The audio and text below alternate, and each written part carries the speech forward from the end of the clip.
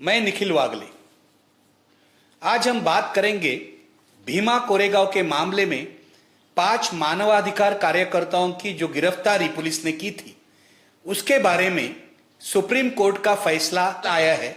उसकी chief justice दीपक Mishra, justice Khanwilkar और justice Dhananjay Chandrachud के बेंच ने यह फैसला दिया है। फैसले के बारे में तीनों न्यायमूर्ति की सहमति नहीं है। फैसला मेजॉरिटी ओपिनियन से आया है। जस्टिस मिश्रा और जस्टिस खानविलकर का मत एक है और उसके खिलाफ जस्टिस धनंजय चंद्रचूड़ ने अपना डिसेंट ओपिनियन दिया है। विवाद शुरू हो गया है। विवाद होना ही था क्योंकि भारतीय जनता पार्टी के अध्यक्ष अमित शाह ने इस फैसले के बाद एक ट्वीट किया और उन्होंने कांग्रेस पार्टी को चुनौती दी। महाराष्ट्र के मुख्यमंत्री देवेंद्र फडणवीस ने कहा कि यह महाराष्ट्र सरकार और पुलिस की विजय है। उन्होंने कहा कि इन 5 कार्यकर्ताओं पर राष्ट्र के खिलाफ एक षड्यंत्र करने का आरोप था और हमारा ये जो कहना था वो सच हुआ है। मीडिया के एक सेक्शन का कहना है कि सुप्रीम कोर्ट के फैसले से इन कार्यकर्ताओं को सेटबैक मिला है। सच खोजने के लिए इस 91 पेज जजमेंट को पढ़ना चाहिए। मुझे विश्वास है कि बीजेपी के अध्यक्ष अमित शाह और महाराष्ट्र के मुख्यमंत्री देवेंद्र फडणवीस ने इसको बिल्कुल पढ़ा नहीं है, क्योंकि रोमिला थापर और अन्य पिटिशनर की जो प्रेयर थी एसआईटी नियुक्त करने की, उसको सुप्रीम कोर्ट ने खारिज किया है। लेकिन सुप्रीम कोर्ट ने पुलिस की जो मांग थी कि इन 5 कार्यकर्ताओं की कस्टडी उन्हें मिले, उसको भी खारिज किया है। सुप्रीम कोर्ट ने उनके हाउस अरेस्ट को 4 हफ्ते का एक्सटेंशन दिया है और यह भी कहा है कि ये कार्यकर्ता अलग अलग लीगल रेमेडीज का इस्तेमाल कर सकते हैं। इसका मतलब ये कि अगले 4 हफ्ते में ये कार्यकर्ता अपने बेल के लिए हाईकोर्ट जा सकते हैं या लोअर कोर्ट में जा सकते हैं। यहां कार्यकर्ताओं को सेटबैक कहां है? अगर सुप्रीम कोर्ट कहती कि पुलिस को कस्टडी दी जाए, कार्यकर्ताओं को गिरफ्तार किया जाए और उनको पुलिस कस्टडी में भेजा जाए, तो यह सेटबैक था। लेकिन यहां तो सुप्रीम कोर्ट ने कार्यकर्ताओं को बेल के लिए एप्लीकेशन करने के लिए कहा है और उसके लिए 4 हफ्ते दिए हैं। तो मीडिया का और बीजेपी का यह जो दावा है कि यह पुलिस की, महाराष्ट्र सरकार की जीत है, यह दावा बड़ा ही झूठ साबित होता है। यह फैसला पुलिस की जीत भी नहीं है और कार्यकर्ताओं की भी जीत नहीं है। सुप्रीम कोर्ट के जजों ने इस फैसले में बीच का रास्ता क्या हो सकता है यह देखा है। इसलिए न्यायमूर्ति चंद्रचूड़ ने अपना डिसेंट ओपिनियन दिया है। उन्होंने साफ कहा है कि मैं चीफ जस्टिस दीपक मिश्रा और जस्टिस खानविलकर की राय से सहमत नहीं हूं। उन्होंने कहा है कि इस मामले में पुणे पुलिस पर हम विश्वास नहीं कर सकते। पुलिस का बर्ताव ऐसा है कि वो आगे चलकर ठीक तरह से जांच करेंगे, इसके ऊपर भरोसा नहीं हो सकता। इसलिए न्यायमूर्ति चंद्रचूड़ ने कहा है इस मामले में एसआईटी नियुक्त करनी चाहिए और एसआईटी को सुप्रीम कोर्ट को हर महीने अपना रिपोर्ट देना चाहिए। मेजॉरिटी जजमेंट ने एसआईटी की मांग क्यों ठुकरा दी, यह भी देखना चाहिए। इन्होंने लीगल प्रेसिडेंट जो है उसका विचार किया है। उन्होंने कहा है कि जो आरोपी है वो अपनी जांच कैसी हो यह बता नहीं सकते। उन्होंने बहुत सारे उदाहरण दिए इस जजमेंट में और कहा है कि पुलिस ने जो प्राइमा फेसी एविडेंस दिया है उसमें तो लगता है कि ये जो आरोपी है उनको माओवादी के साथ कुछ लिंक थे, इसलिए उसकी जांच होनी चाहिए। लेकिन इस मेजॉरिटी जजमेंट में एक कॉन्ट्राडिक्शन है, विरोधाभास है। वो ये कि एक और ये जज ऐसे कहते हैं कि हम इस मामले के मेरिट के बारे में, पुलिस ने जो हमारे सामने डॉक्यूमेंट्स रखे हैं वो सच है या फैब्रिकेटेड है, इसके बारे में कुछ कहना नहीं चाहते।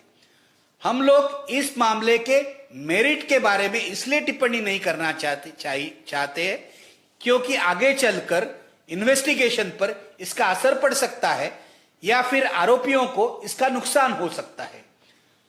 एक और मेजॉरिटी जजमेंट यह कहता है कि हम डिटेल में टिप्पणी नहीं करना चाहते, हम मेरिट में नहीं जाना चाहते, और दूसरी ओर यह भी कहता है कि प्राइमा फेसी इन कार्यकर्ताओं के माओवादियों के साथ लिंक है, ऐसा लगता है, इसलिए इन्वेस्टिगेशन होना चाहिए। यह सारा जो जजमेंट है, मेजॉरिटी जजमेंट जो दीपक मिश्रा और खानविलकर ने दिया है, इसमें पुणे पुलिस के बर्ताव के बारे में, उन्होंने जो लेटर पेश किए हैं, जो खत पेश किए थे, जो उनका कहना था कि आरोपियों ने माओवादियों को लिखे हैं, मेल भेजे हैं, उसके बारे में जो मेजॉरिटी जजमेंट है उसमें कुछ कहा नहीं है। पुणे पुलिस ने एक प्रेस कॉन्फ्रेंस ली थी, उसके बारे में कुछ नहीं कहा है।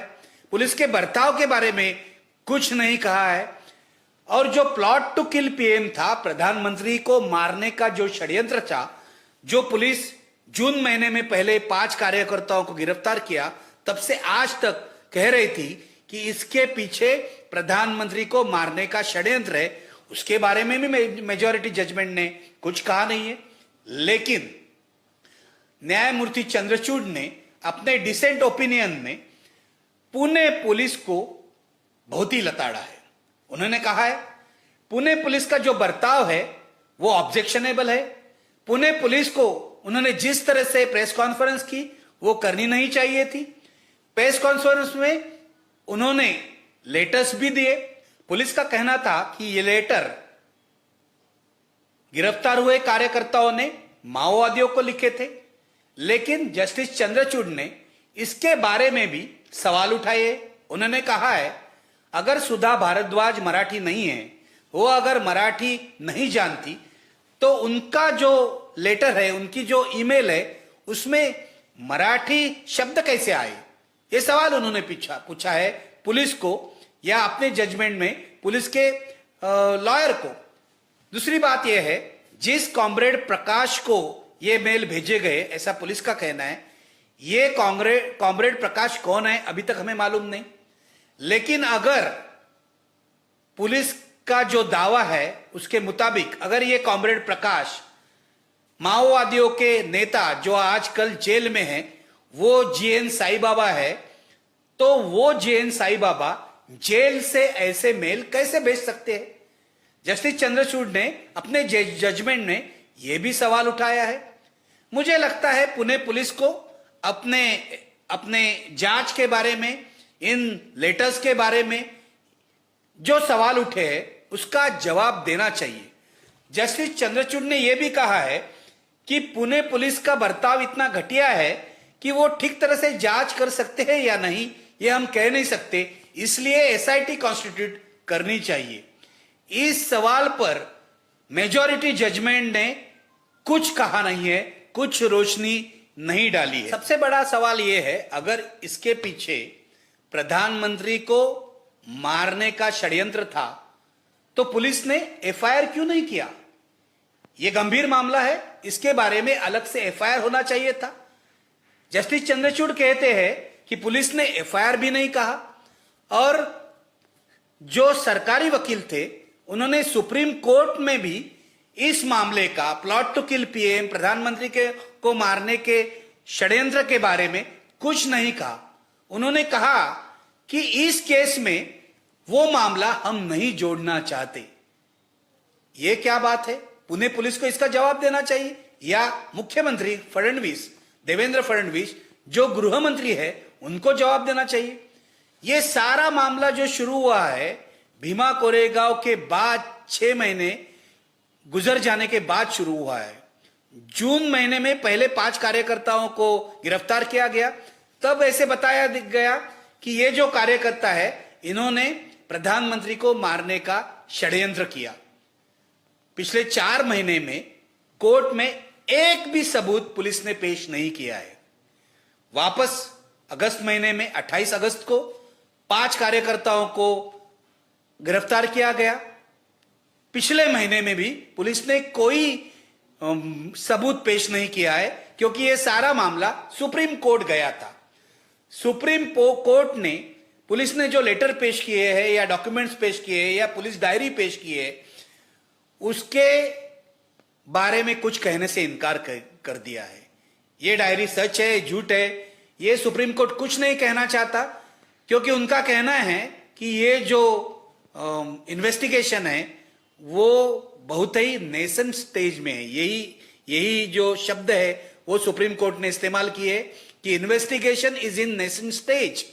तो ऐसे स्टेज में अगर ये जो जांच है वो अभी शुरू हुई है, आगे नहीं गई है, तब इसके ऊपर टिप्पणी करना सुप्रीम कोर्ट ठीक नहीं समझती। मेरा सवाल अमित शाह और देवेंद्र फडणवीस से है कि अगर सुप्रीम कोर्ट ने कुछ नहीं कहा है इस मामले के बारे में, मेरिट के बारे में कहने से इनकार किया है, ये 5 कार्यकर्ता देश विरोधी कार्रवाई कर रहे थे या नहीं इसके बारे में कुछ नहीं कहा है, सुप्रीम कोर्ट ने एक लिमिटेड पॉइंट से डील किया है, एसआईटी से इनकार किया है, लेकिन पुणे पुलिस की कस्टडी की मांग को भी खारिज किया है। तो अमित शाह और देवेंद्र फडणवीस ये सरकार की या पुलिस की जीत कैसे मानते हैं? क्या वो सुप्रीम कोर्ट के का जो जजमेंट है उसको ट्विस्ट करना चाहते हैं? वो उसको अपने राजनीतिक फायदे के लिए इस्तेमाल करना चाहते हैं? इन दोनों बड़े नेताओं को इसका जवाब देना चाहिए। मेरा मानना यह है कि यह मामला चलेगा, जांच होगी। सुप्रीम कोर्ट का कहना है जांच लीगल फ्रेमवर्क में होनी चाहिए। हमारा भी कहना यही है कि पुलिस को नियमों के मुताबिक जांच करनी चाहिए। जब इन 5 कार्यकर्ताओं की गिरफ्तारी हुई तब भी पुलिस ने नियमों का सम्मान नहीं किया, यह जस्टिस चंद्रचूड़ कहते हैं। जब किसी को गिरफ्तार किया जाता है तो पुलिस को उसका एक घर का मेंबर और उसका पड़ोसी, इनकी सिग्नेचर लेनी पड़ती है पेपर्स पर। लेकिन पुणे पुलिस ने क्या किया? पुणे पुलिस ने 2 पंच जो दिखाए हैं वो पुणे म्युनिसिपल कॉरपोरेशन के एम्प्लॉय है, उनको लेकर पुलिस पुणे से दिल्ली गई और उनके सिग्नेचर लिए। सुप्रीम कोर्ट का यानी डिसेंट जजमेंट का जस्टिस चंद्रचूड़ का कहना है ये तो पुणे पुलिस ने बिल्कुल ही गलत काम किया है। उन्होंने बहुत सारे उदाहरण दिए और कहा है कि पुलिस को एक प्रोसीजर फॉलो करना चाहिए, पुलिस को नियमों के मुताबिक चलना चाहिए। लेकिन जब गिरफ्तारी की गौतम नवलखा की या सुधा भारद्वाज की, तब कोई प्रोसीजर फॉलो नहीं किया। मेरा मानना यह है कि पुणे पुलिस को या महाराष्ट्र सरकार को इसका जवाब देना चाहिए। आप जब लोगों की गिरफ्तारियां करते हैं तो प्रोसीजर क्यों नहीं फॉलो करते, नियमों के मुताबिक क्यों नहीं चलते? इतनी जल्दी आपको क्या है, इसका जवाब मिलना चाहिए। संविधान के मुताबिक इनको अपनी आजादी या सिविल राइट्स मिलने चाहिए। जस्टिस चंद्रचूड़ का यह कहना है, लेकिन मेजॉरिटी जजमेंट उसके बारे में कुछ नहीं कहता। मेरा आपसे अपील है कि ये 91 पेज जजमेंट आप खुद पढ़े, क्योंकि ये जजमेंट जो है वो हमारे देश के लिए, कानूनी प्रक्रिया के लिए और लोकतंत्र के लिए बहुत ही इंपॉर्टेंट है, अहम है। इसको पढ़े बगैर इसकी राजनीति करना मुझे लगता है ठीक नहीं है। यह राजनीति अमित शाह ने की है, यह राजनीति देवेंद्र फडणवीस ने की है। सत्ता में बैठे हुए लोग अगर सुप्रीम कोर्ट के जजमेंट का इस तरह से गलत इस्तेमाल करेंगे तो जनता तक मैसेज ठीक नहीं जाता है। अगर अमित शाह या देवेंद्र फडणवीस सुप्रीम कोर्ट का आदर करते हैं तो उनको इसके लिए माफी मांगनी चाहिए। मेरी अपेक्षा है कि महाराष्ट्र सरकार और पुणे पुलिस भी इस जजमेंट से कोई सीख लेगी, क्योंकि जिस तरह से पुणे पुलिस ने आज तक इन्वेस्टिगेशन किया है वो कानून के फ्रेमवर्क में आता है या नहीं, इसके बारे में विवाद है। पुणे पुलिस को और महाराष्ट्र सरकार को जस्टिस चंद्रचूड़ का डिसेंटिंग जजमेंट पढ़ना चाहिए। पुणे पुलिस के बारे में इतनी खराब बातें, इतनी कठोर भाषा न्यायमूर्ति चंद्रचूड़ ने क्यों इस्तेमाल की? सुप्रीम कोर्ट का एक जज जो आगे चलकर 4 साल बाद चीफ जस्टिस बनने वाला है, वो अगर पुणे पुलिस के बारे में ये लिखता है तो महाराष्ट्र सरकार को बहुत ही गंभीरता से लेना चाहिए। ये कानूनन मामला है, ये सिविल राइट्स का मामला है, ये ह्यूमन राइट का मामला है, इसकी राजनीति नहीं होनी चाहिए।